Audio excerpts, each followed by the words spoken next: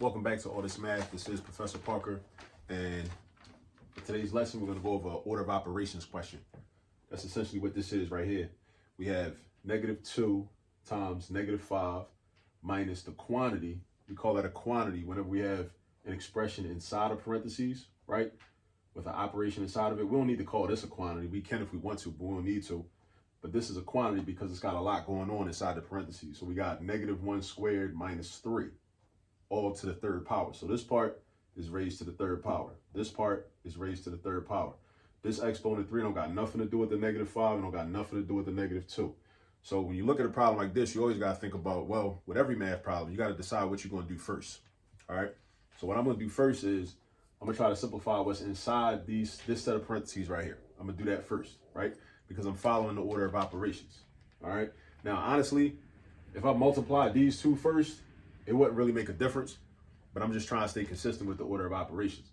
So inside these parentheses, we got -1 to the second power minus 3. So I'm gonna use the exponent first.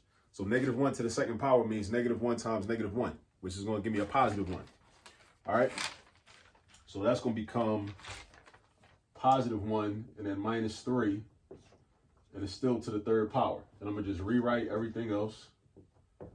So now I got -2 times -5 minus the quantity 1 minus 3 to the third power. So I'm still gonna work out what's in the parentheses.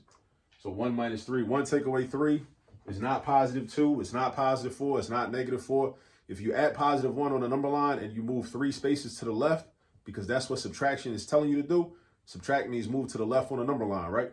So we go into -2. So this is going to become -2 to the third. Notice that this minus sign and this negative sign don't got nothing to do with each other, really, right? They're two separate signs, right? So we got -2 to the third power. Then I bring this down. I got -5, boom. Then I got -2. Now, again, order of operations. I got multiplication, subtraction, exponent. Multiplication, subtraction, exponent. I know I need to deal with the exponent first, even though, again, technically it's not going to make a difference if you multiply it first because those are separated by a minus sign, right? This over here is separated from this over here by a minus sign. Now, -2 to the third power is not +8. It's not +6. It's not -6. It's not none of that. -2 to the third power is -8 because -2 times -2 is +4. +4 times -2 is -8. All right, so this is going to be -8. So I got -8. Bring the minus sign down. I got -5. We got -2. So now we got multiplication and subtraction. Multiplication and subtraction. So then you got to ask yourself what you're going to do next, right?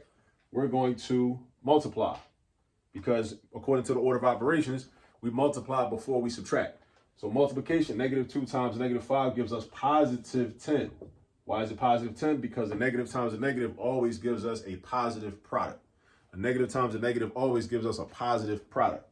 So now I got +10 minus -8. Now, what's the rule about double negatives?